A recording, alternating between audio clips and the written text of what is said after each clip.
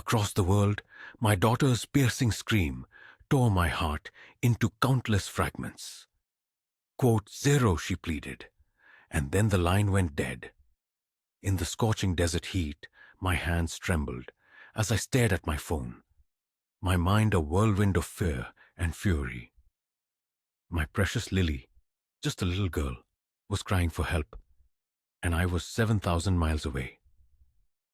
In that agonizing moment, I vowed to return home, and I knew I wouldn't be coming alone. Please hit like, subscribe for more tales of betrayal, and share your city or country in the comments. Allow me to provide some context. My name is Jake Morrison, and I serve as a Marine Corps Sergeant, a role I've held for 12 years. 3 years ago, my wife, Emma, departed. She claimed I was never present, that our children required stability, and that she had found someone who could consistently be there for them. That individual was Derek Watson, wealthy, accomplished, and undeniably charming, at least in the eyes of others. Yet during the custody hearing, I perceived something else in his gaze. A chilling, perilous glint. However, the judge disregarded my observations. Emma secured primary custody, leaving me with bi-weekly visits and a shattered heart. I made every effort to be there for my children, Lily, now 10, and Max, who recently turned 8. But Derek consistently created obstacles. He would cancel my visits at the last minute, and he'd tell the children that I didn't care about them. Emma, distressingly, allowed it all to happen. I watched my precious children slowly drift away, one weekend at a time. Still, I never ceased calling, never stopped sending letters, and never relinquished my role as their father, even from thousands of miles away. 2 months prior, I was deployed to Afghanistan for a routine 3-month mission, after which I would be permanently home. I meticulously counted down the days until my return. Lily would video call me every week, always smiling, always insisting she was fine. But last week, a noticeable shift occurred. Her smile seemed forced, and her eyes held a discernible fear.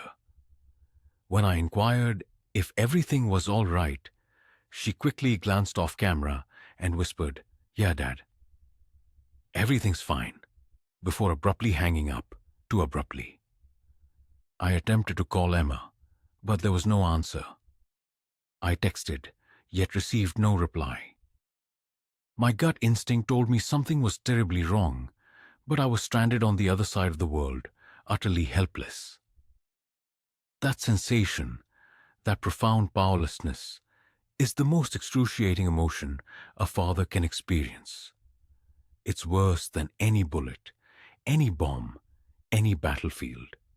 Being absent when your children desperately need you is the truest nightmare. Then came tonight. I was in my bunk, composing a birthday letter to Max, when my phone vibrated. An unknown number appeared. I almost didn't answer, but an inexplicable urge compelled me to pick up. "Dad?" It was Lily, her voice trembling. In the background I heard shouting. A man's voice. Derek's. "Lily, what's wrong? What's happening?" I sat upright, my heart pounding furiously. "Dad, he hurt Max. He grabbed him by the neck and threw him against the wall. Max is bleeding. Mom tried to stop him, but he locked her in the bedroom. Dad, I'm scared. I'm hiding in the closet. I don't know what to do." My blood ran cold. Every muscle in my body tensed. I could hear Derek's enraged screams in the background. "Where is that little brat? When I find her, she's going to learn to keep her mouth shut." Lily sobbed into the phone. "Dad, please come home. He said if we ever told you, he'd make us disappear. But I don't care anymore. I need you. Max needs you. Please, Dad." The line abruptly disconnected. I frantically tried calling back, but it went straight to voicemail. I tried again. Still nothing. I stared at the screen, my hands shaking with unrestrained rage. I rose and marched directly to my commander's quarters. Without knocking, I strode inside. Captain Harris, startled, looked up from his desk. "Morrison, what the hell?" "Sir, I need emergency leave now." My voice remained steady, but inside, I was consumed by a burning inferno. "My kids are in danger. My ex-wife's husband just assaulted my son. I need to go home tonight." Harris scrutinized my face. He's a good man, with 20 years of service under his belt, and a father himself. "How bad is it?" he asked. "Bad enough that my 10-year-old daughter called me crying, saying he's going to kill them." Harris didn't hesitate. "Pack your gear. I'll get you on the next transport out." "Go get your kids, Morrison." I rushed back to my bunk and retrieved my phone. My hands still trembled, but my mind was remarkably clear. I knew precisely what I had to do. I pulled up my contacts and sent a group text to 3 names: Carter, Mason, and Bryce, my brothers, my unit, the men who had always had my back through every firefight, every mission, every darkest moment. The message was concise. "Derek hurt my kids. I'm coming home. I need you." Less than 30 seconds later, my phone vibrated. Carter: "I'm in. Where and when?" Mason: "Say the word, brother." Bryce: "Nobody touches your family. We're with you." I sat on the edge of my bunk, staring at those messages. 3 men who didn't hesitate. 3 men who would abandon everything to stand by my side. That is the essence of brotherhood. That is what the Marines had instilled in me. You never leave a man behind, and you certainly never allow anyone to harm his children. I typed back, "Meet me at my dad's house in Virginia. 2 days. And boys, bring your gear." The transport flight felt like the longest 18 hours of my life. I couldn't sleep, couldn't eat. All I could dwell on was Lily's voice on that phone call, Max's blood, Emma locked in a bedroom, and Derek, that monster, believing he could get away with it, thinking I was too far away to intervene. He was profoundly mistaken. I wasn't merely a father returning home. I was a Marine returning home. And I wasn't coming alone. I was bringing an entire unit of highly trained warriors who knew exactly how to deal with men like Derek Watson. As the plane began its descent into Virginia, I gazed out the window at the city lights sprawling below. Somewhere down there, my children were terrified and hurting, but not for much longer, because their dad was home. And this time, Derek was going to learn a lesson he would never forget. You simply do not mess with a Marine's family, ever. I pulled out my phone and sent one last text to Emma's number, fully aware that Derek might see it. "I'm coming home. You have 24 hours to make this right. After that, it's out of your hands." I didn't expect a response, and I didn't receive one. Good. That meant Derek knew I was coming. Let him sweat. Let him panic. Because when I walked through that door, it wouldn't just be me. It would be me and my brothers. And we were going to end this nightmare once and for all. The wheels touched down. I grabbed my bag and stepped off the plane onto American soil. The air felt different, colder, sharper. I could feel the storm brewing, and I was absolutely ready for it. The drive to my dad's house felt like navigating a graveyard of memories. Every turn reminded me of the life Emma had destroyed. I gripped the steering wheel, my jaw clenched. I didn't want to think about her, about us. But if I was going to confront Derek, I needed to recall how this nightmare truly began. 3 years ago, I returned home from deployment, brimming with excitement to see my family. Instead, I walked into an empty house. No welcoming signs, just Emma seated at the kitchen table, her face devoid of emotion. "We need to talk," she stated, uttering words that irrevocably altered everything. She wanted a divorce. She claimed I was never present, that the children barely knew me, and that she had met someone who could genuinely be there. I tried to remind her of our vows, of the life we had painstakingly built, but her mind was already made up. She had already hired a lawyer.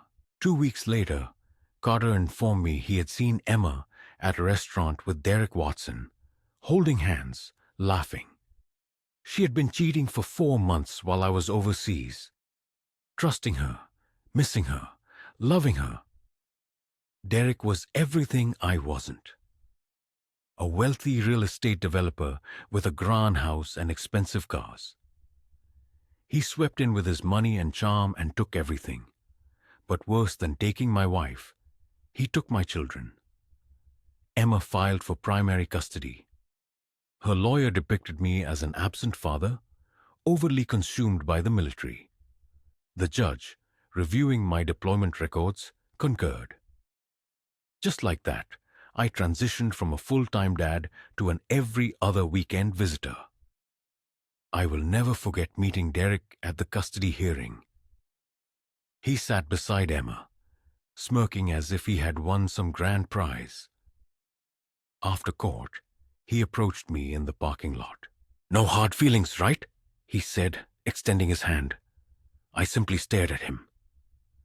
"Stay away from my kids," I warned. He laughed. "They're living in my house now, buddy. Better get used to it."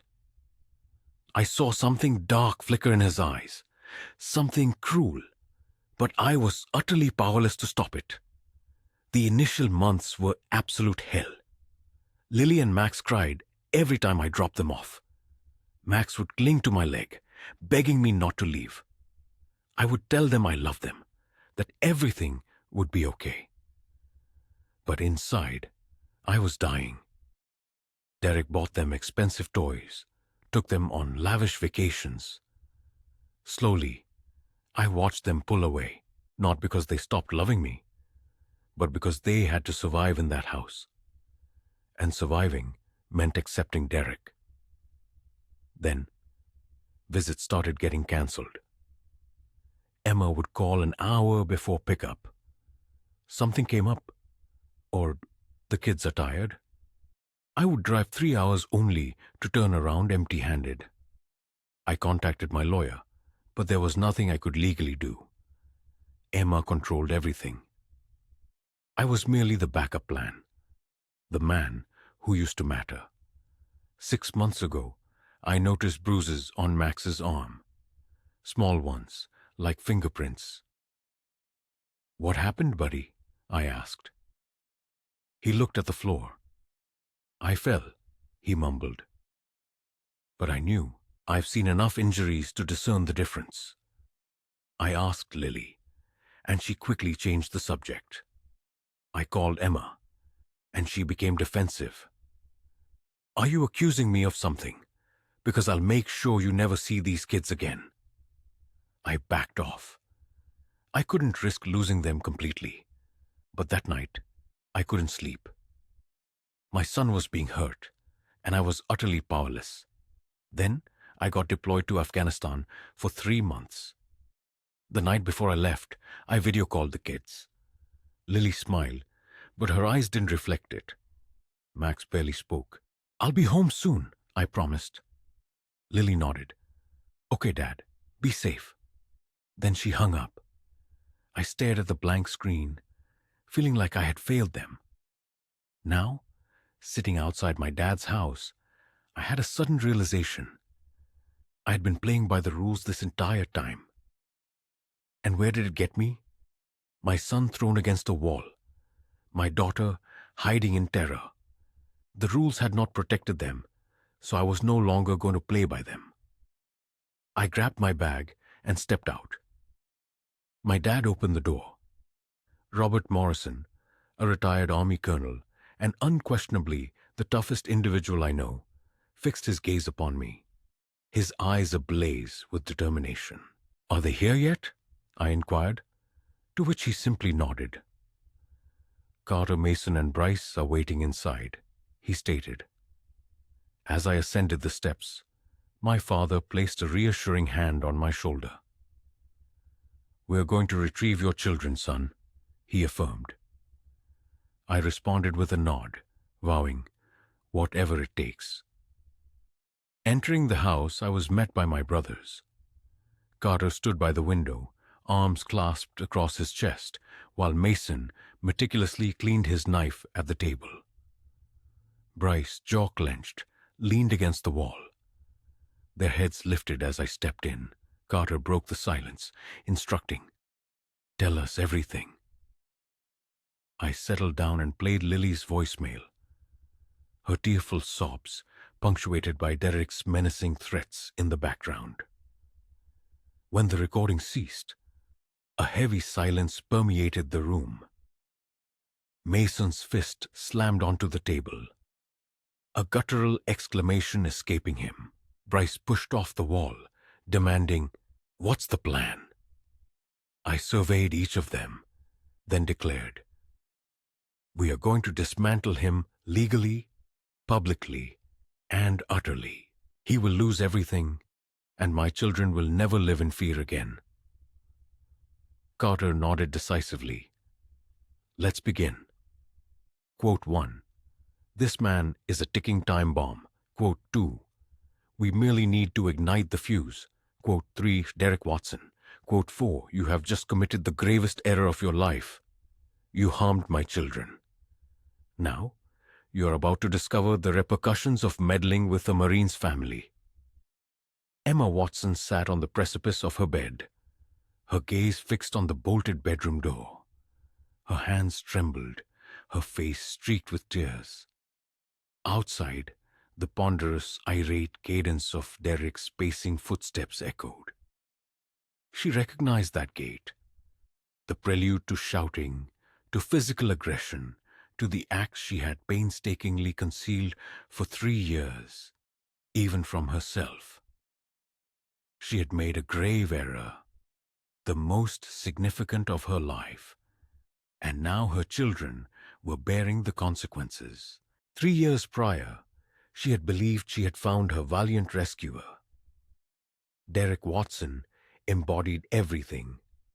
Jake was not, perpetually present at home, escorting her to opulent dining establishments, lavishing her with designer attire, and promising a life of comfort and security. No more solitary nights consumed by anxiety over her husband's safe return. No more military deployments. No more deferring her own existence. Derek had made her feel acknowledged, valued, and unique. Yet, this idyllic facade crumbled. The first manifestation of Derek's true nature occurred 6 months into their marriage.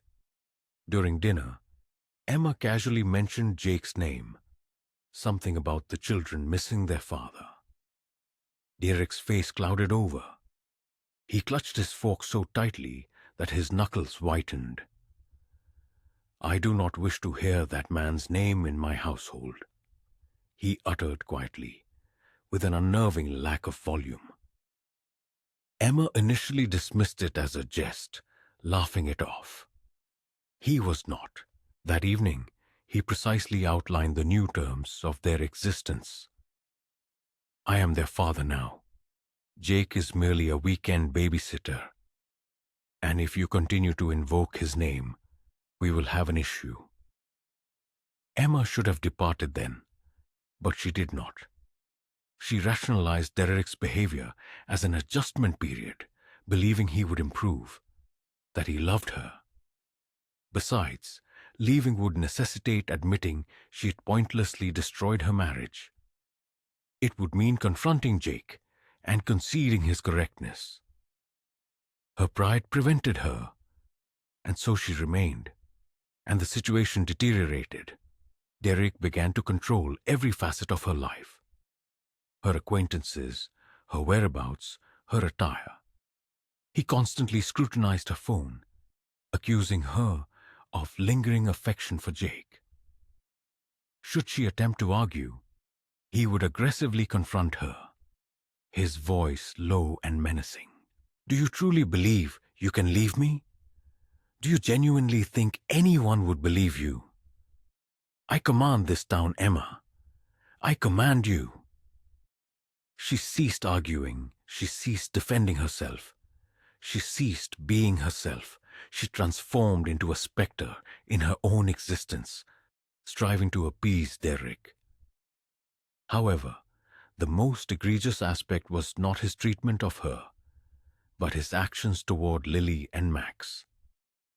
Derek harbored a profound animosity toward Jake's children, perceiving them as constant reminders of his wife's past, reinforcing that she had not chosen him first.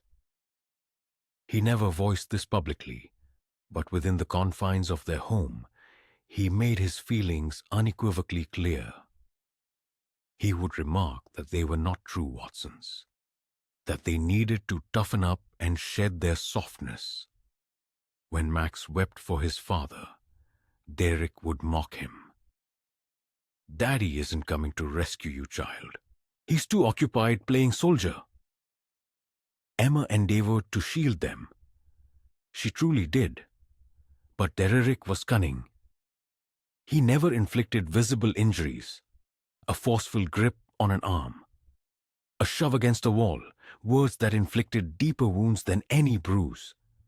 And he invariably acted when Emma was oblivious or too terrified to intervene.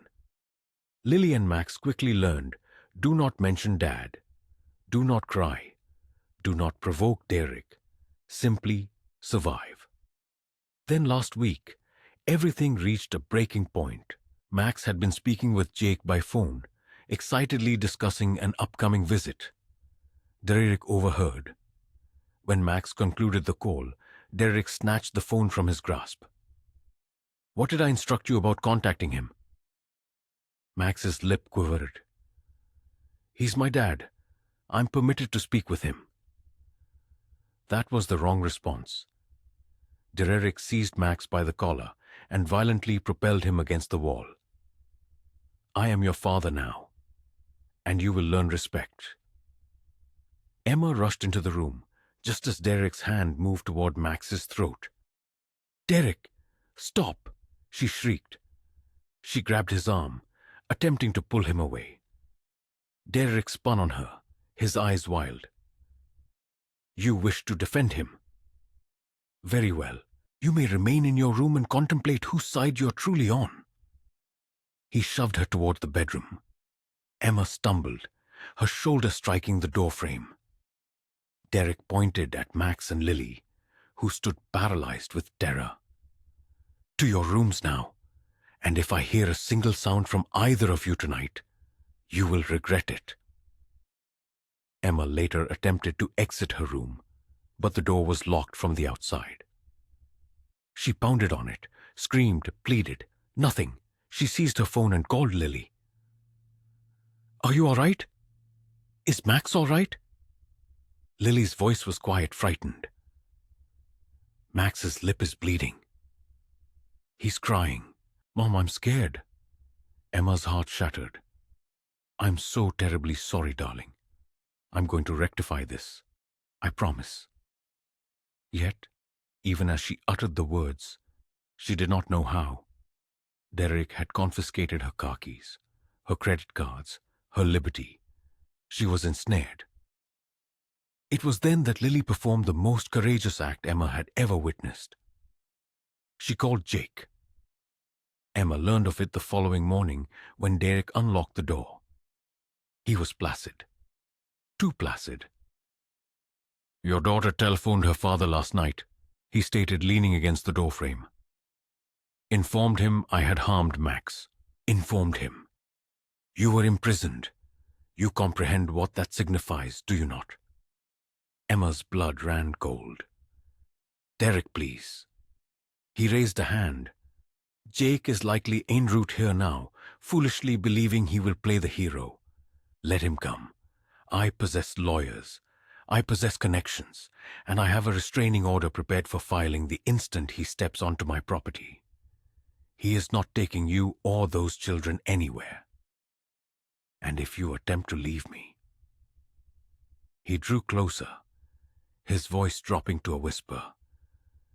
I will ensure you lose them permanently. Emma then comprehended that she was not merely confined within a house. She was trapped in a nightmare, and the sole individual who could liberate her was the man she had betrayed, the man she had abandoned for this monstrosity, Jake. She had alienated him, vilified him, deprived him of his children, and now she required him to rescue them all. The irony was not lost on her, nor was the pervasive guilt. She sat on the bed, staring at her phone. She yearned to call Jake, yearned to implore his forgiveness, yearned to confess her errors about everything. But Derek was observing her, always observing.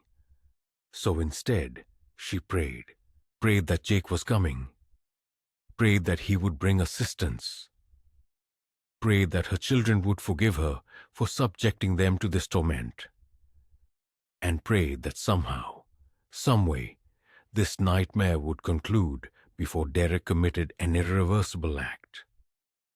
Outside the door, Derek's pacing ceased. The lock clicked. The door opened. He stood there smiling, exhibiting the same captivating charm he had used to enthrall her 3 years prior.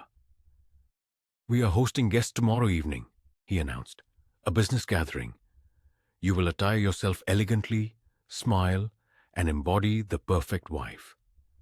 And if you utter a single word to anyone about our minor disagreements... He allowed the veiled threat to hang in the air. Emma nodded, her voice barely audible. I understand. Derek's smile broadened. Good girl. He closed the door. The lock clicked once more. Emma buried her face in her hands and wept, for she grasped the truth. Derek would not release them. Not without a struggle. And if Jake was indeed approaching, it was destined to become fierce. She merely hoped that when the turmoil subsided, her children would still be alive, and that perhaps, just perhaps, Jake would grant her the opportunity to express her remorse. The aircraft touched down at 6 a.m. I had remained awake for 36 consecutive hours, yet adrenaline propelled me forward. Carter, Mason, and Bryce awaited at my father's residence. As I crossed that threshold, I was no longer merely Jake Morrison. I was a father embarked on a critical mission, supported by an entire army. My father was already seated at the kitchen table, his laptop open, files scattered across the surface. He looked up as I entered. I have been delving into Derek Watson's affairs all night. You need to review this. Carter stood by the window, arms folded. Mason continued to clean his knife at the table. Bryce leaned against the wall, silent, but poised for action. These men had previously saved my life overseas. Now, they were here to save my children. My father rotated the laptop toward me. Derek is not as morally upright as he appears. 3 years ago, a former girlfriend filed a restraining order. She alleged he choked her during an altercation. The case vanished 2 weeks later. Money exchanged hands. My blood began to boil. He has engaged in this behavior before. My father nodded. And he will repeat it unless we intervene. Carter interjected. What is the strategy, Jake? I turned to each of them. We proceed judiciously, within legal boundaries. We collect evidence. We construct an irrefutable case. We turn the system against him. But if he made a move, I paused. My children were my priority. I would do whatever it took to keep them safe. Mason's grin confirmed our shared resolve. Now you're talking, he affirmed. Our initial destination was my children, who were staying with Emma's parents across town. My heart pounded as I knocked on their door. Linda, Emma's mother, opened it, her face draining of color. "Jake, I didn't realize you were back." My voice, calm yet firm, cut through the tension. "Where are they?" She stepped aside, gesturing upstairs. "In Lily's old room." I ascended those stairs with unprecedented speed. The door was ajar, revealing Lily on the bed, beside Max, whose face was bruised and lip split. My little boy, my heart shattered. "Dad," Lily's voice cracked as she leaped into my embrace. Max followed, sobbing into my chest. "I'm here," I whispered. "I'm here and I'm not leaving. I promise." I knelt to Max's level. "Who did this to you?" He gazed at the floor. "Derek, he grabbed me, threw me, said I was talking too much about you." Rage surged within me, but I maintained a soft tone. "Did he hurt Lily too?" Max shook his head. "No, but he yells at her a lot. And Mom, she's scared of him, Dad. Really scared." I pulled them close. "Listen to me. You're safe now. I'm not letting anyone hurt you ever again. Do you understand?" They nodded. Lily looked up, tears streaming down her face. "Is Mom okay?" "He locked her in the bedroom. We haven't seen her since." My jaw clenched. "I'm going to get her out. I promise." Back at my dad's house, I unveiled the strategy. "Derek is hosting a business party tomorrow night at his mansion. Big event, lots of guests. That's our window." Carter arched an eyebrow. "You want to disrupt his party?" I nodded. "In front of witnesses. He can't hide behind closed doors if the whole town is watching." Bryce smiled. "I like it." My dad unrolled blueprints of Derek's house. 2 exits, front and back, security cameras on every corner. He's paranoid. Mason studied the layout. "We'll need someone monitoring those cameras. I can handle that." Carter pointed to the back exit. "Bryce and I will cover the perimeter. You go in the front, Jake. Make it public." I nodded. "Perfect." Before we moved, I needed legal support. My dad recommended Rachel Stone, a military lawyer renowned for confronting abusers. I called her that afternoon. "Miss Stone, I need your help. My ex-wife's husband assaulted my children and is holding her hostage. I'm planning to confront him tomorrow night." There was a pause. "Jake Morrison, I've heard about you. Marines, right?" "Yes, ma'am." "Good. Meet me at my office in an hour. Bring evidence. Photos of your son's injuries. Voice recordings if you have them. We're filing an emergency custody motion today." Rachel Stone was efficient. She examined photos of Max's bruises and listened to Lily's voicemail. Her face hardened. "This is textbook domestic violence. We have grounds for emergency custody and a restraining order, but I need your ex-wife's testimony." "She's trapped in that house," I stated. "Derek won't let her leave." Rachel leaned forward. "Then we get her out. Tomorrow night at that party, you bring her to me. I'll have papers ready." That night, sleep eluded me. I replayed Lily's phone call. Her frightened voice, Derek's threats, my children hiding, bleeding, crying, Emma locked away. For years, I had adhered to the rules, trusting the system, hoping for improvement, but the system had failed them. Now I was taking control, not with violence, but with strategy, with witnesses, with the law on my side. At dawn, an unknown number buzzed my phone. I answered. "Jake Morrison." A cold, familiar voice responded. "This is Derek. I hear you're in town." My grip tightened on the phone. That's right, he chuckled. Stay away from my family, soldier boy. You come near my house, and I'll have you arrested for trespassing. I remained calm. Your family? Those are my kids, Derek, and you put your hands on them. Silence. Then his voice turned icy. Prove it. I smiled. I will. See you tomorrow night. I hung up and looked at my brothers. He knows we're coming. Carter grinned. Good. Let him sweat. Mason stood. Game time. Bryce cracked his knuckles. Let's end this. Tomorrow night, Derek Watson's carefully constructed world was destined to collapse before everyone he knew, and there was nothing he could do to prevent it. The evening before Derek's party, I sat in Rachel Stone's office, meticulously reviewing the plan. She spread legal documents across her desk. An emergency custody petition, a restraining order application, witness statements. Everything needed to dismantle Derek Watson's control. Tomorrow night, you walk in, you get Emma out, and you bring her straight to me, Rachel instructed, tapping her pen on the papers. I'll have a judge on standby. We file everything within the hour. I nodded. What if Derek tries to stop us? Rachel looked up, her eyes sharp. That's what the witnesses are for. He can't claim assault or kidnapping if 50 people see her walk out willingly. And if he touches you, she smiled, well, that's just more evidence. Back at my dad's house, the team was prepared. Carter checked his phone. He had been monitoring Derek's social media.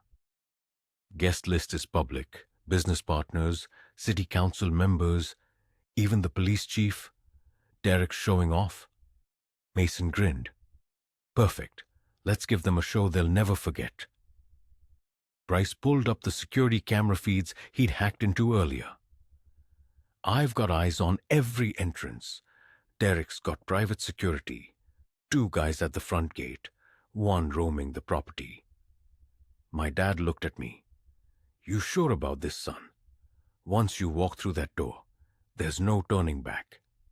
I thought about Max's bruised face, Lily's terrified voice, Emma locked in a bedroom. I've never been more sure of anything in my life. At midnight, my phone rang. An unknown number. I answered. Silence. Then Derek's voice, cold and measured. Jake Morrison.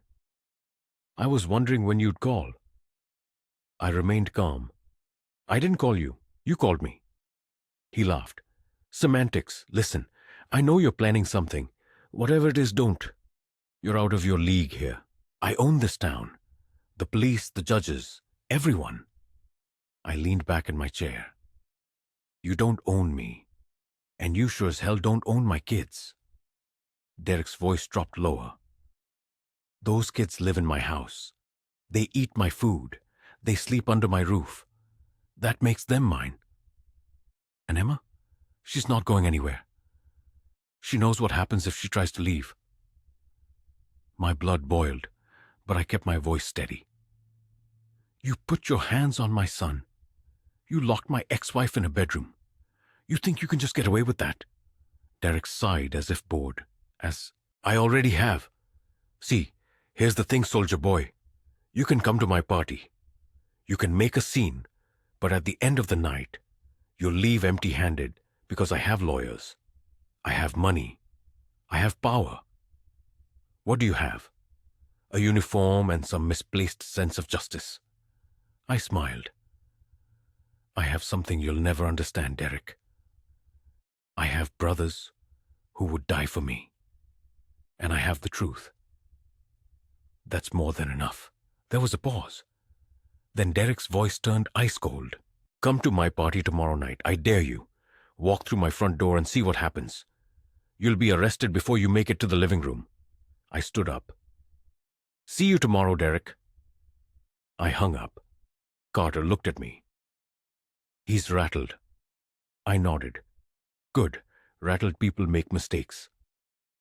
The next morning, I drove to Emma's parents' house to see the children one last time before the evening. Lily ran into my arms the moment I entered. Dad, are you really going to get Mom? I knelt down. I promise, by tomorrow, you, Max, and your mom are going to be safe. No more Derek. No more being scared. Max grabbed my hand. What if he hurts you, Dad? I ruffled his hair. He won't. I've got backup, the best backup in the world. That evening, I donned my marine dress uniform, the jacket, the medals, the stripes. Looking in the mirror, I saw the man I once was, the man Emma fell in love with, the man who vowed to protect and serve. Tonight, I wasn't serving my country. I was serving my family, and nothing would stop me. At 7 p.m., Carter, Mason, Bryce, and I pulled up 2 blocks from Derek's mansion. Bryce remained in the car, monitoring security cameras on his laptop. Mason and Carter circled to cover the back exit. I walked alone toward the front gate. Invitation? One of the security guards asked. I looked him directly in the eye. I don't need one. Derek's expecting me. The guard radioed someone inside. A minute later, the gate buzzed open. You're clear, but any trouble, and you're out. I nodded and walked up the long driveway. The mansion glowed like a palace. Music played. Laughter echoed from within. I reached the front door and paused. This was it, the moment everything changed. I took a deep breath and pushed the door open. The room fell silent. Every head turned toward me. Men in suits, women in dresses, wine glasses frozen mid-sip. And there, at the center of it all, stood Derek Watson. His face went pale, then red, then twisted into a forced smile. Jake Morrison, he said loudly, walking toward me. What a surprise. I didn't know we invited Marines to this event. I stepped further into the room, my boots echoing on the marble floor. I'm not here for your party, Derek. I'm here for Emma. The room erupted in whispers. Derek's smile vanished. Emma's not feeling well. She's resting upstairs. I looked around at all the guests, ensuring every word was heard. Emma's not resting. You locked her in a bedroom. And yesterday, you assaulted my 8-year-old son. Gasps filled the room. Derek's face turned crimson. That's a lie. You're delusional. I pulled out my phone and held it up. This is a voicemail from my daughter, begging me to come home because you hurt her brother. Want me to play it for everyone here? Derek's jaw clenched. His hands balled into fists. Get out of my house now. I didn't move. Not without Emma. Derek advanced, his voice hushed and menacing. You're trespassing, he asserted. I could have you arrested. I responded with a smile. Go ahead, call the police. Let's see what they say when 50 witnesses confirm I calmly entered and requested to speak with my children's mother. Derek's eye twitched. He was clearly losing his composure. Just then, a voice from the top of the staircase called out, Jake! Everyone turned. Emma was standing there, her face pale, her hands trembling. Her eyes welled with tears as she looked at me. Jake, you came. I nodded. I promised I would. Emma began to descend the stairs. Derek moved to obstruct her path. Emma, get back upstairs now. But Emma didn't stop. She walked directly past him, her voice shaky but resolute. I'm leaving, Derek. I'm done. Derek seized her arm. A collective gasp rippled through the room. I stepped forward, my voice steely. Let her go. His grip on Emma's arm tightened, too tight. I could see her wince. The entire room held its breath, 50 people watching, phones out, recording. Derek didn't yet realize it, but he had already lost. Let her go, I repeated, my voice calm but utterly serious. Derek's face contorted with rage. This is my house, my wife. You have no right. She's not your property, I countered, moving closer. And you just assaulted her in front of witnesses. Derek's eyes darted around the room. He saw the phones, the shocked expressions, his business partners backing away. Reality began to set in. His meticulously cultivated image was crumbling. He released Emma's arm and forced a laugh. This is ridiculous. Emma, tell everyone that you're fine, that you want to stay. Emma stood there trembling. For 3 years, she had been terrified of this man, controlled by him, silenced by him. But now, standing between me and Derek, something shifted in her eyes. She looked at him and uttered words I knew took every ounce of courage she possessed. I'm leaving, Derek, and I'm taking my children with me. The room erupted. Whispers escalated into loud conversations. Derek's business partner, a man named Richard, stepped forward. Derek, what the hell is going on here? Is this true? Did you hurt her kids? Derek spun around. Don't listen to them, Richard. This is a setup. He's trying to sabotage me. Richard looked at Emma, then at me, then back at Derek. I think you need to let her go, Derek, before this gets worse. Derek's jaw clenched. His fists balled. I could see the calculation in his eyes. He longed to fight, to lash out, but he was surrounded, trapped, and he knew it. Oh, fine, he hissed. Leave, but you're not taking anything from this house. Not a dime, not a car, nothing. Emma straightened her shoulders. I don't want your money, Derek. I just want my life back. She walked toward me, her legs shaking, but her head held high. I extended my hand. She took it, and together we walked toward the front door. But Derek wasn't finished. You think you won? He shouted after us. I'll destroy you in court, Emma. I'll make sure you lose everything. And you, Jake, you just assaulted me in my own home. I'm pressing charges. I stopped and turned around. I didn't touch you, Derek, but you grabbed Emma in front of 50 witnesses. And earlier this week, you assaulted my 8-year-old son. Rachel Stone has the medical reports, the photos, the witness statements. You're done. Derek's face went white. Who the hell is Rachel Stone? I smiled. Your worst nightmare. As we stepped outside, Carter and Mason emerged from the shadows.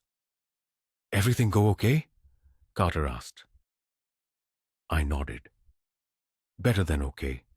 Emma's safe, and Derek just buried himself in front of half the town. Mason grinned. Good. Now, let's get out of here before he calls the cops. We drove directly to Rachel Stone's office. She was waiting, papers spread across her desk. When Emma walked in, Rachel rose and extended her hand. Mrs. Watson, I'm Rachel Stone. I'm going to help you get your children back and make sure Derek Watson never hurts you again. Emma broke down crying. Thank you. Thank you so much.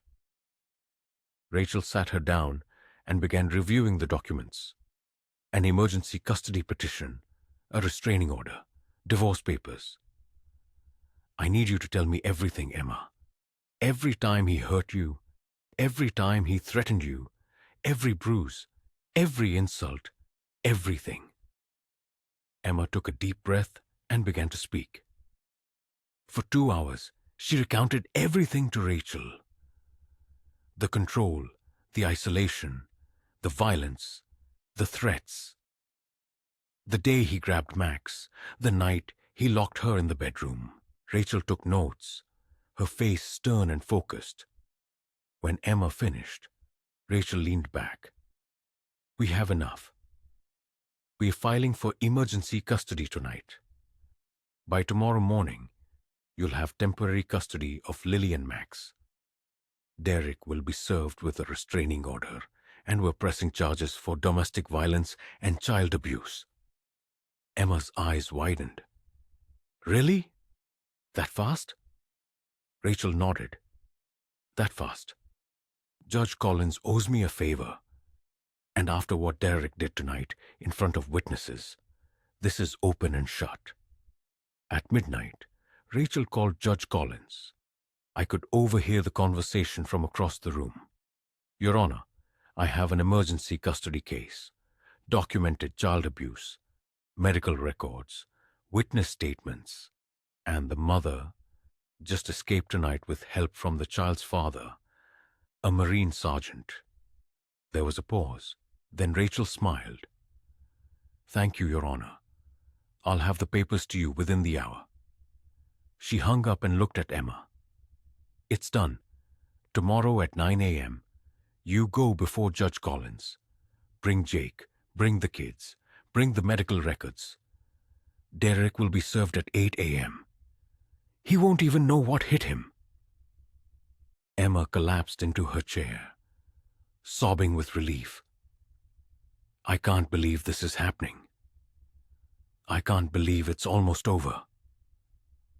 I knelt beside her. It's over, Emma. You're safe. The kids are safe. Derek can't touch you anymore. She looked at me, tears streaming down her face. Jake, I'm so sorry for everything. For leaving you, for bringing him into our kids' lives, for not listening when you tried to warn me. I destroyed everything because I was selfish and stupid. I shook my head. You made a mistake, but you're fixing it now. That's what matters. Our kids need their mom, and I need you to be strong for them. Can you do that? She nodded. I can. I will. I stood up. Good, because tomorrow we're going to finish this. That night, sleep eluded me. I kept replaying Derek's face when Emma walked out. The rage, the panic, the dawning realization that he had lost control. Men like Derek don't handle losing well. My phone buzzed at 2 a.m. Unknown number. I answered, only heavy breathing on the other end. Then Derek's voice, low and threatening. You're going to regret this, Jake. I'm going to make sure you never see those kids again. I'm going to bury you. I remained calm. You're breaking the restraining order right now, Derek.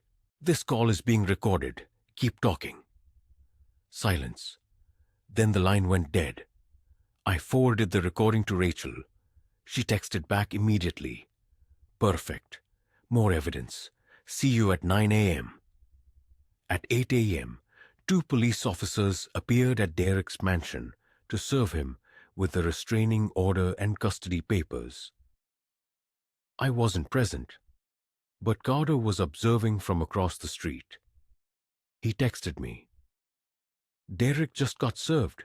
You should have seen his face. Priceless. I smiled. Phase 1 complete. Now came the hard part. Court. The courtroom was packed. Emma sat beside Rachel Stone, her hands folded in her lap, trembling. I sat behind them in my dress uniform, Max and Lily next to me. My dad, Carter, Mason, and Bryce filled the row behind us. Across the aisle sat Derek Watson in an expensive suit, flanked by 2 high-priced lawyers. He appeared calm, confident, as if he believed he had already won. Judge Margaret Collins entered, and everyone stood. She was a no-nonsense woman in her 60s with sharp eyes that missed nothing. Be seated, she instructed, settling into her chair. This is an emergency custody hearing for Lily and Max Morrison. I've reviewed the preliminary documents, and I'll hear from both parties now. Miss Stone, you're representing the mother. Rachel stood. Yes, Your Honor. Emma Watson is seeking emergency custody of her 2 children based on documented child abuse and domestic violence by the stepfather, Derek Watson.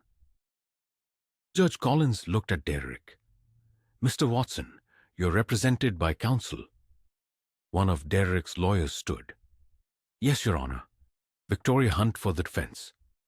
Judge Collins nodded. Mr. Stone, present your case. Rachel pulled out a folder. Your Honor, 3 days ago, Derek Watson physically assaulted 8-year-old Max Morrison. He grabbed the child by the throat and threw him against a wall, resulting in bruising and a split lip. We have medical records, photographs, and witness testimony from the child's older sister, Lily Morrison. Victoria Hunt rose. Your Honor, those are serious allegations without proof. My client denies any wrongdoing. This appears to be a coordinated attack by the biological father who is attempting to sabotage my client's marriage and reputation. Rachel didn't flinch. Your Honor, I'd like to call Max Morrison to the stand. My heart sank. Max was only 8 years old. I didn't want to put him through this, but Rachel had explained it was necessary. Judge Collins looked at Max. Young man, can you come up here, please? Max looked at me, terrified. I nodded. It's okay, buddy. Just tell the truth. He walked to the witness stand, his legs shaking. Judge Collins leaned forward, her voice gentle. Max, I know this is scary, but I need you to answer some questions for me. Can you do that? Max nodded. Rachel approached. Max, can you tell the judge what happened 3 days ago at your stepfather's house? Max's voice was barely a whisper. Derek got mad because I was talking to my dad on the phone. He grabbed me and pushed me against the wall. It hurt. Rachel showed him a photo. Is this you in this picture? Max looked at the bruises on his neck and nodded. Yes. Who did this to you? Max's eyes filled with tears. Derek. Victoria Hunt stood.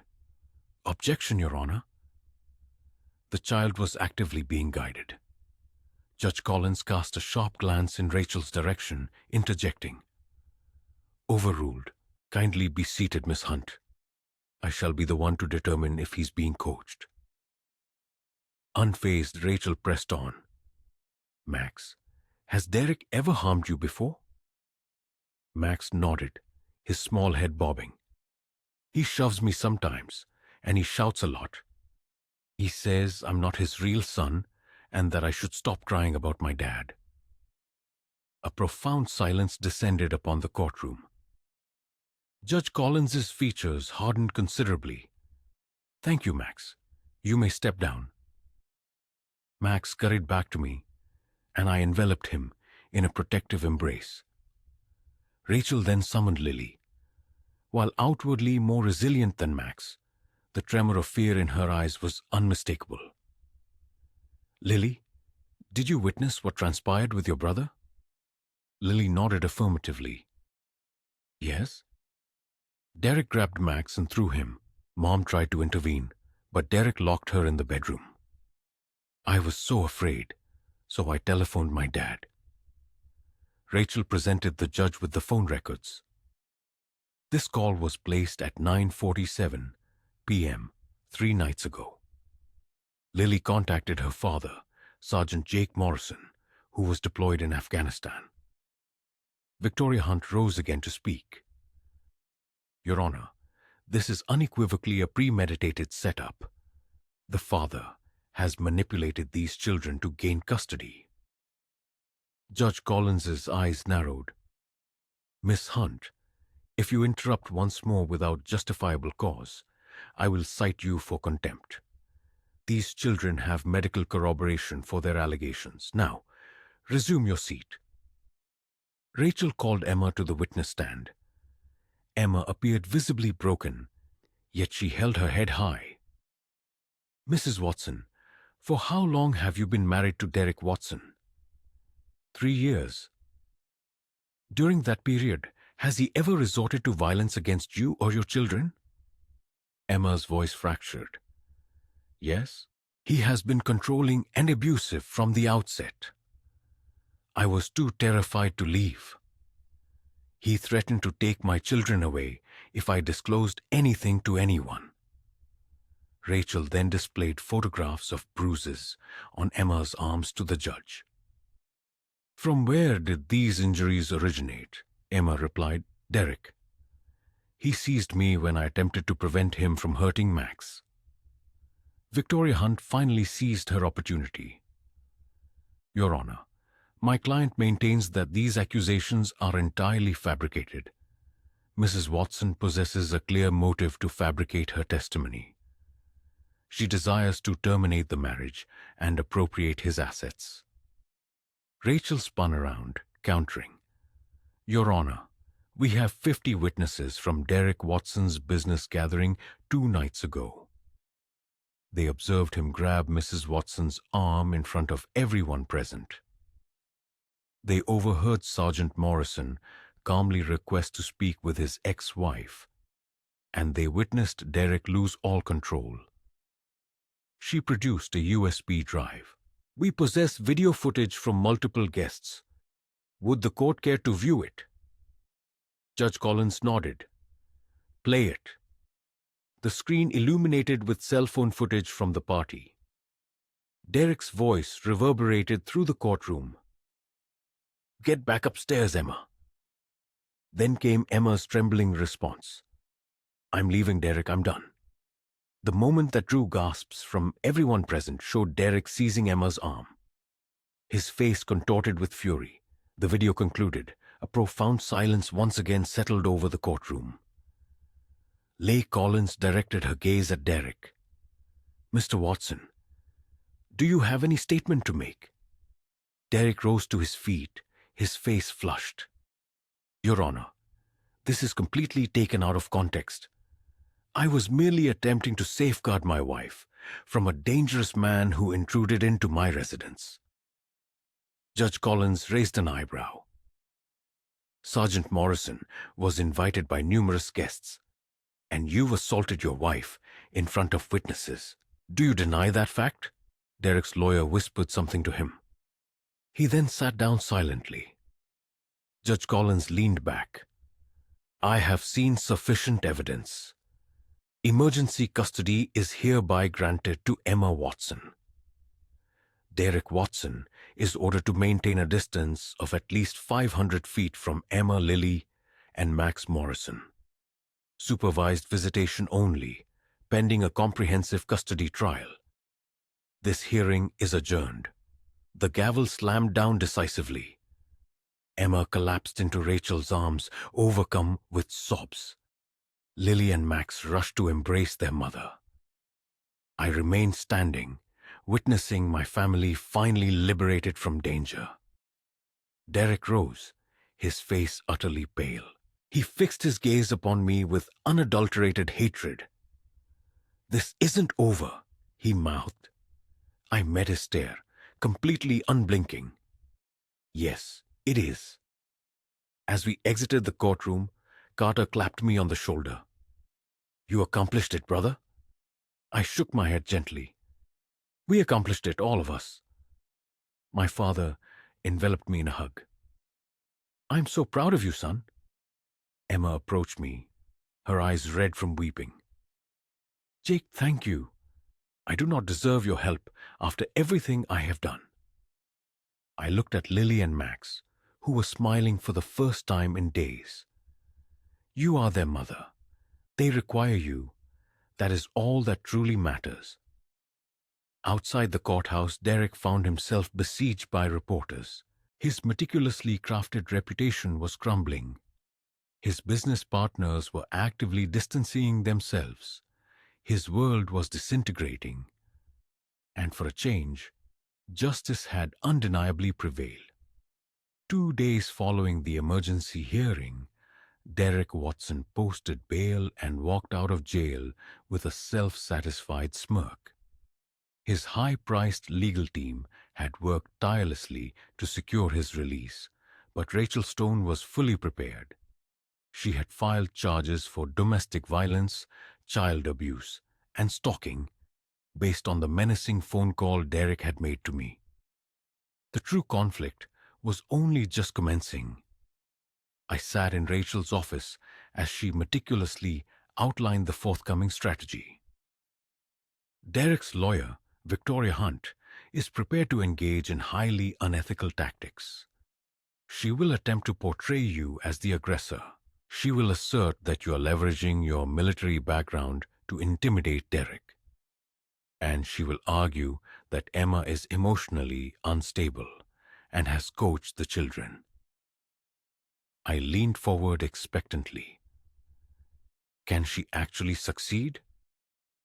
Rachel shook her head definitively. Not with the compelling evidence we possess, but she will undoubtedly make it a very unpleasant and protracted battle. Be mentally prepared. The full custody hearing was calendared for precisely 1 week later. During that intervening period, Derek launched a full-scale counterattack. His legal representatives filed a motion claiming I had physically assaulted him at his recent party and that Emma was an unfit mother who had emotionally abandoned her own children. They meticulously painted Derek as a loving stepfather who had merely disciplined Max for disrespectful behavior. It was an elaborate fabrication, yet it was meticulously calculated. Emma telephoned me, her voice tinged with panic. "Jake, they're claiming I'm a terrible mother, that I allowed Derek to harm the children. What if the judge actually believes them?" I kept my voice perfectly steady. "The judge possesses all the pertinent evidence, Emma. Medical records, eyewitness statements, video footage. Derek can fabricate lies, all he desires. The irrefutable truth is unequivocally on our side." But even as I uttered those reassuring words, I was starkly aware of the inherent unpredictability of court battles. We absolutely needed to be flawless. The day of the hearing arrived swiftly. The courtroom was once again densely packed. Reporters, Derek's business associates, and my military unit brothers occupied the back row. Derek strode in, impeccably dressed in another expensive suit, flanked by Victoria Hunt and 2 additional lawyers. He exuded an air of supreme confidence, far too confident, in fact. Emma sat beside Rachel, her hands visibly trembling. I sat directly behind them, in my uniform, fully prepared for whatever challenges lay ahead. Judge Collins entered, and the room immediately fell silent. This is a full custody hearing intended to establish permanent arrangements for Lily and Max Morrison. I have thoroughly reviewed all submitted evidence. Miss Hunt, you may present your defense. Victoria Hunt rose, her voice smooth and impeccably professional. Your Honor, my client, Derek Watson, has been unjustly vilified by a vindictive ex-husband seeking revenge. Sergeant Morrison meticulously orchestrated this entire situation to systematically destroy Mr. Watson's reputation and unjustly seize custody from a deeply loving stepfather. She then produced photographs of Derek affectionately posing with Lily and Max at a theme park, all smiling broadly. These children were content and thriving in Mr. Watson's home. They enjoyed stability, financial security, and a present father figure. Sergeant Morrison was deployed for lengthy periods, abandoning his children. Yet he expects this court to believe he is the superior parent. Rachel immediately stood. Objection, Your Honor. This constitutes character assassination, not admissible evidence. Judge Collins nodded. Sustained. Miss Hunt, please confine your arguments to the facts. Victoria adjusted her approach slightly. Your Honor, the alleged assault on Max Morrison was nothing more than a disciplinary action undertaken by a frustrated stepfather dealing with a disrespectful child. Children frequently incur bruises. That, in itself, does not constitute abuse. The courtroom erupted in a flurry of murmurs. Judge Collins slammed her gavel decisively. Order! Rachel stood, her voice cutting and sharp. Your Honor, I would like to call a witness, Dr. Amanda Brooks, the pediatrician who examined Max Morrison subsequent to the alleged disciplinary action. A woman in her 40s then took the stand. Rachel approached her. Dr. Brooks, could you please describe Max's injuries? Doctor Brooks consulted her report. Max presented with bruising entirely consistent with being forcefully grabbed around the neck and upper arms. He also sustained a split lip and minor head trauma, resulting from impact with a hard surface.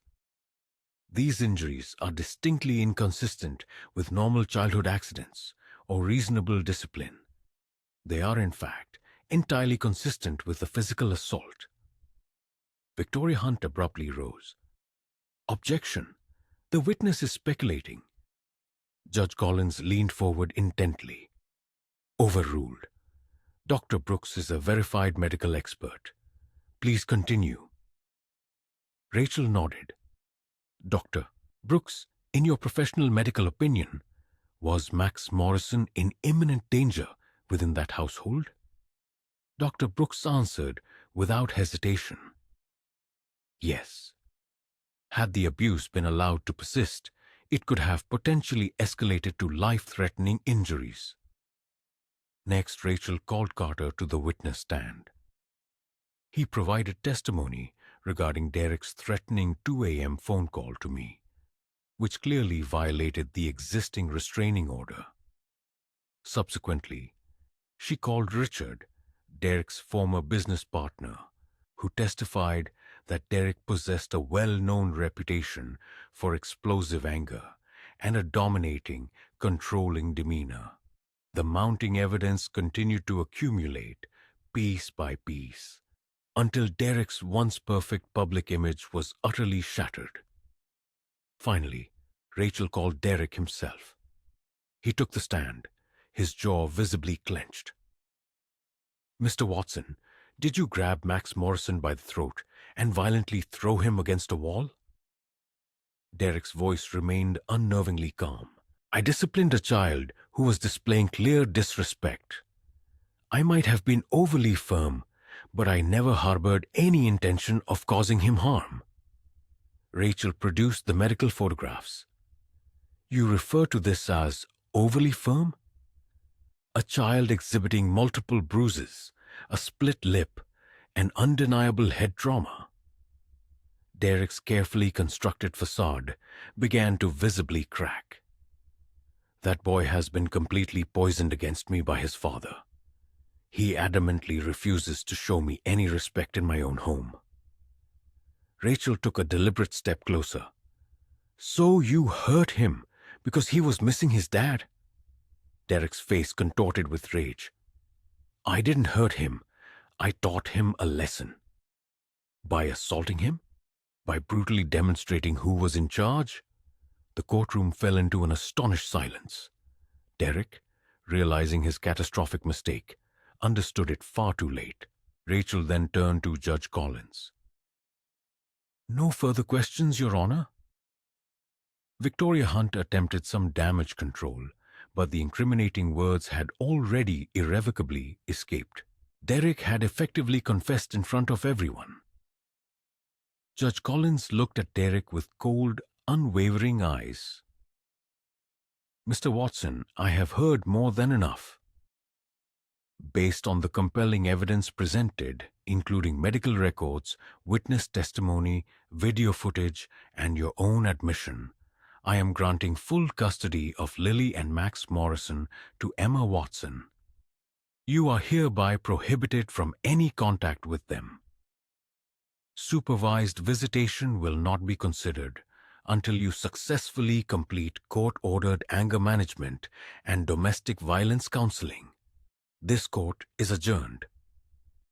The judge's gavel slammed decisively, and Emma's composure shattered, tears streaming down her face. Lily and Max, sensing the shift, rushed to embrace their mother. I rose, a profound weight lifting from my shoulders. Derek remained motionless, his face an ashen mask. Victoria Hunt whispered something to him, but he offered no response. His world had irrevocably crumbled. Outside the courthouse, reporters swarmed Derek, their questions a barrage. His once thriving business empire was now in freefall. Partners rapidly severing ties. His reputation lay in ruins. For the very first time in his life, Derek Watson had experienced a complete and utter defeat. 3 days after the custody verdict, a call from Rachel Stone delivered news that ignited a furious indignation within me. "Jake," she began, "Derek is filing an appeal. He's alleging judicial bias and attempting to overturn the custody order." I clutched the phone, my knuckles white. "Can he actually do that?" Rachel's voice, though calm, held a firm certainty. Quote 3. This meant another trial, another arduous battle, but this time, the stakes were higher than just custody. It was about ensuring Derek faced genuine consequences for his actions. When I pressed for details, Rachel consulted her notes. 2 weeks. I'll be collaborating closely with the prosecutor. We'll need you, Emma. And the children prepare to testify once again. We'll be ready. The ensuing fortnight was a period of intense preparation. Emma, though visibly stronger, was still wrestling with the trauma, and the prospect of reliving it in court was taking a toll. Lily and Max, finally beginning to exhibit genuine smiles, would unfortunately have to confront Derek one more time. Every day, I dedicated myself to preparing them, offering constant reassurance and reminding them of the safety they now enjoyed. My unit brothers remained steadfastly by our side.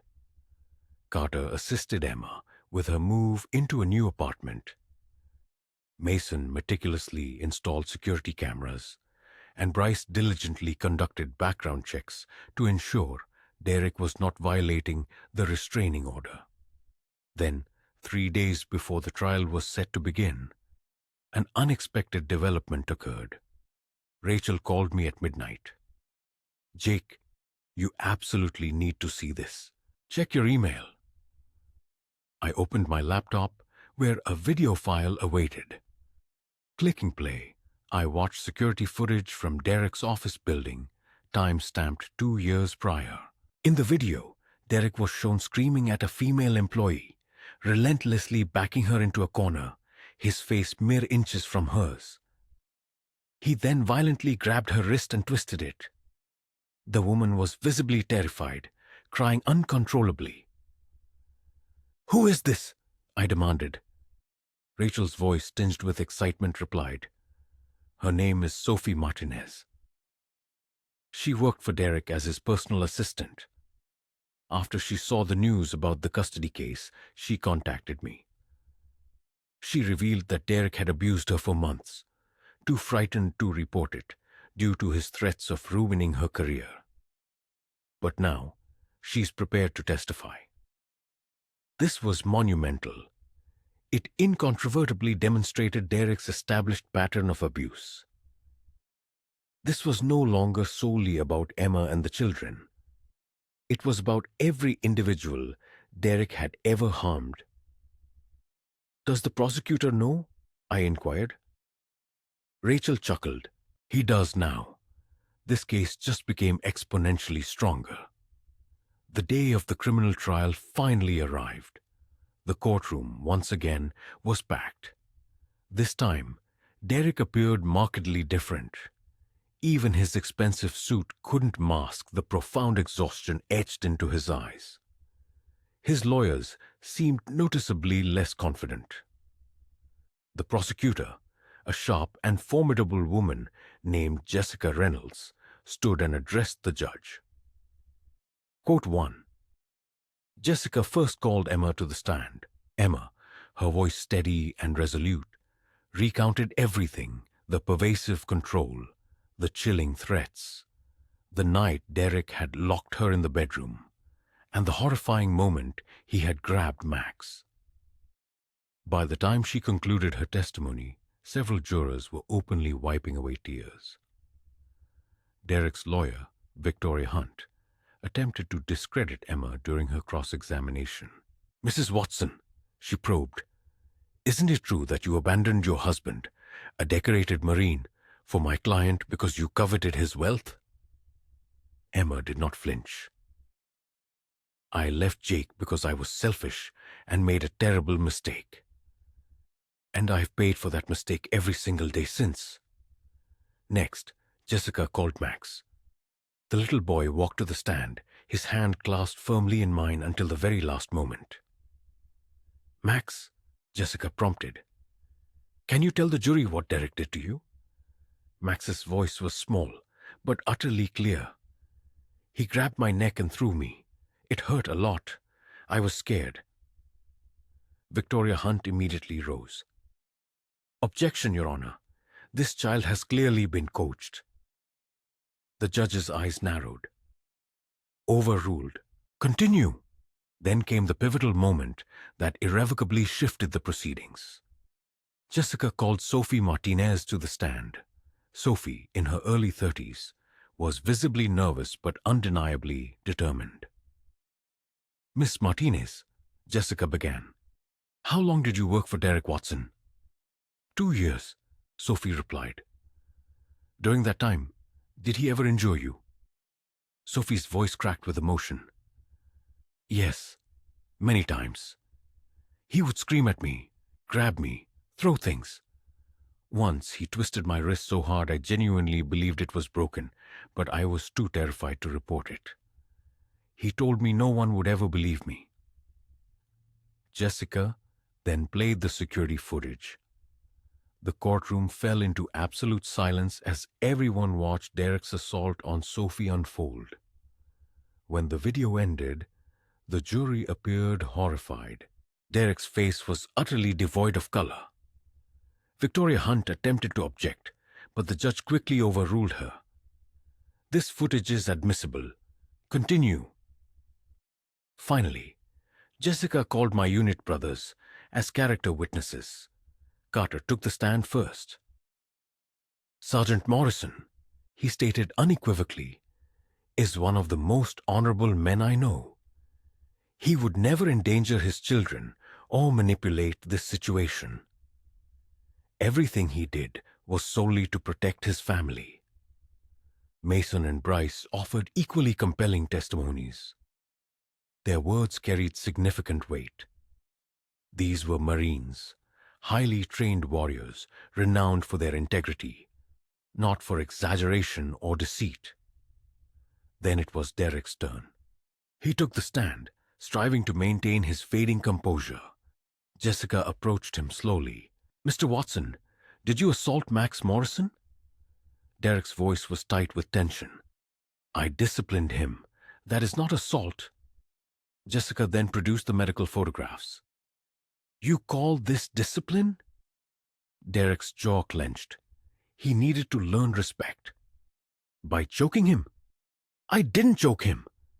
Derek's voice rose, the mask of civility rapidly slipping. Jessica then displayed the video of Sophie. "Did you assault Ms. Martinez?" Derek hesitated, visibly struggling. That was taken out of context." "You grabbed her wrist and twisted it. How is that out of context?" Derek's face contorted in a sneer. "She was insubordinate." "So, you hurt her?" "I was teaching her a lesson." The courtroom erupted in a chorus of gasps and murmurs. Judge Collins slammed her gavel, demanding order. Jessica stepped back, a triumphant glint in her eyes. No further questions. Derek, too late, realized he had just confessed again. Victoria Hunt attempted to salvage the situation during redirect examination, but the damage was irreversible. The jury had witnessed the true Derek Watson, the monstrous individual hidden beneath his deceptive facade. After the closing arguments, the jury deliberated for a mere 3 hours. When they returned, the foreman stood. We find the defendant, Derek Watson, guilty on all counts. Emma collapsed into my arms, tears of relief mingling with sorrow. Lily and Max cheered, beaming with joy. My brothers clapped me on the back, their support unwavering. Judge Collins looked directly at Derek. Mr. Watson, you have demonstrated a clear and consistent pattern of violence and control. You have inflicted harm upon women, children, and employees. This court sentences you to 5 years in prison, to be followed by mandatory counseling and a permanent restraining order. You will never again be permitted near the Morrison family. The gavel slammed. Derek was led away in handcuffs, his empire destroyed, his freedom extinguished. Outside, reporters swarmed us once more. Emma held her children close. I just want to express my deepest gratitude to Jake Morrison, she stated, her voice resonating with sincerity. He truly saved our lives. I looked at the cameras, my message clear. This isn't about me. It's about protecting those who cannot protect themselves. Derek Watson hurt a great many people. Today, he finally paid for his actions. 6 months after Derek Watson's sentencing to prison, life finally began to feel as it should. I stood in the backyard of my new home, watching Max and Lily play joyously on the swing set I had painstakingly built the previous weekend. Their laughter, genuine and unrestrained, filled the air. This was real laughter, not the forced performative kind they used to display around Derek. Emma sat calmly on the porch steps, sipping coffee, a true smile gracing her lips. For the first time in years, we were all truly free. Emma and I did not rekindle our romantic relationship. Too much had transpired. Too much had been irrevocably shattered between us. However, our co-parenting dynamic was healthier and more effective than it had ever been. Our children's well-being was our paramount concern. We communicated openly, respected each other's boundaries, and most importantly, both of us had learned invaluable lessons from our past mistakes. Emma was diligently attending therapy, processing the profound trauma Derek had inflicted upon her. She emanated a newfound strength and confidence. The woman I had fallen in love with so many years ago was gradually re-emerging. The children were healing as well. Max's nightmares had ceased, and he spoke of Derek less and less frequently. Lily had reverted to being the bright, inquisitive girl she had always been. They spent weekdays with Emma in her new apartment and weekends with me. It wasn't a perfect arrangement, but it was profoundly good. It was safe. It was finally home. My unit brothers had seamlessly integrated into our family life. Carter arrived every Sunday for our barbecue gatherings. Mason patiently taught Max how to throw a football. Bryce enthusiastically helped Lily with her science projects. They were no longer merely my brothers. They were cherished uncles to my children, and I knew, with unwavering certainty, that no matter what challenges arose, we would always have each other's backs. Rachel Stone, too, became a cherished friend. She had fought with such unwavering dedication for my family, a kindness I would never forget. One afternoon, she stopped by with an update. "Jake, you should know this. Derek is appealing his sentence, but strictly between you and me, it's a futile effort. The evidence was simply too strong. He will serve his full term." I nodded, a sense of quiet satisfaction settling over me. Good. He deserves every single day of it. 3 weeks later, something truly unexpected occurred. Sophie Martinez, the brave woman who had testified against Derek, reached out to me. Sergeant Morrison, her message read, I just wanted to extend my deepest thanks. Because of you and your family, I finally found the courage to speak up. Derek can't hurt anyone else now. Her words resonated deeply within me. This had indeed evolved beyond just my children. It encompassed every individual Derek had ever terrorized. Knowing that we had effectively prevented him from harming anyone else made every challenge worthwhile. One evening, as I prepared Lily and Max for bed, Lily's large brown eyes met mine. Dad, are you leaving again? My heart sank. I knew this question was inevitable. No, sweetheart. My deployment days are over. I've submitted a transfer request to a local base. I'm staying here permanently. I'm not going anywhere. Lily's face brightened. Really? You promise? I softly kissed her forehead. I promise. Max grasped my hand. Dad, I'm not scared anymore. Derek's gone, right? He can't come back. I squeezed his hand reassuringly. He's gone, buddy, and he's never returning. You're both safe. Max smiled and closed his eyes. I love you, Dad. I love you too, son. That night I sat on my porch, a beer in hand, gazing at the stars. My father pulled up in his truck and joined me. You did good, Jake. Really good. I turned to him. I couldn't have managed it without you. Without Carter, Mason, Bryce, Rachel, everyone. My father placed a hand on my shoulder. That's what family does. We show up when it matters most.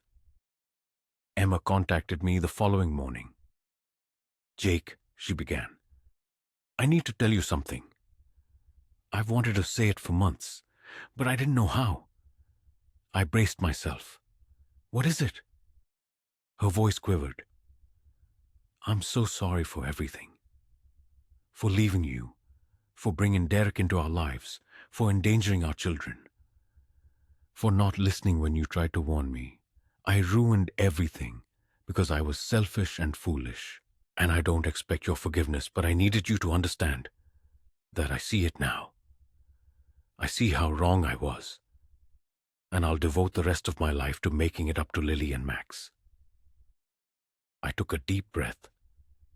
Emma, you made significant mistakes. Huge ones. But you also fought fiercely to correct them. You testified.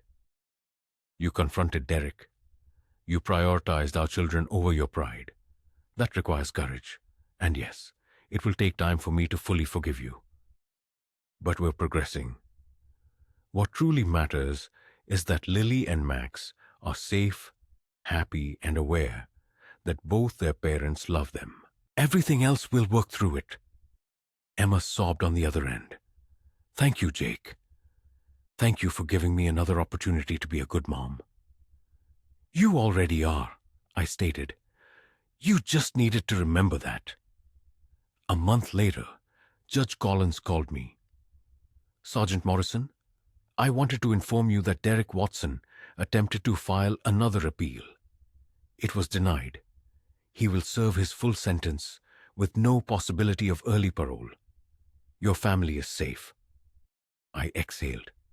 Thank you, Your Honor, for everything. She paused. You advocated for your children when the system failed them. That is the mark of a true father. Your children are fortunate to have you. That weekend, we hosted a family barbecue at my father's house. Emma, Lily, Max, my dad, Carter, Mason, Bryce, Rachel, everyone who had fought for us was there. As I watched my children run around the yard, laughing and playing, a realization dawned on me. We had endured immense hardship. We had confronted a monster. We had battled in court and in life. But we emerged stronger, together. And that was paramount. As the sun began to set, I gathered everyone. I just want to express something to all of you. You weren't obligated to help us. You weren't obligated to fight for us, but you did. And because of you, my children get to be children again. They get to feel secure. They get to be happy. So, from the bottom of my heart, thank you. Thank you. Carter raised his beer. To family, by blood or by bond. Everyone echoed, to family. That night, as I tucked the children in one more time, Lily asked a question that made my heart swell. Dad, do you think we'll ever truly be okay? Like, really okay? I smiled. Sweetheart, we already are. We have each other. We have people who love us. We have a future brimming with possibilities. Yes, difficult things happened, but we survived, and we are stronger because of it. So, yes, baby, we are more than okay. We are going to be amazing. Lily hugged me tightly. I love you, Dad. I love you too, sweetheart. Always. As I left their room and closed the door, a profound understanding settled within me. Sometimes, the most powerful weapon isn't a firearm or a fist. It's a father's unwavering love.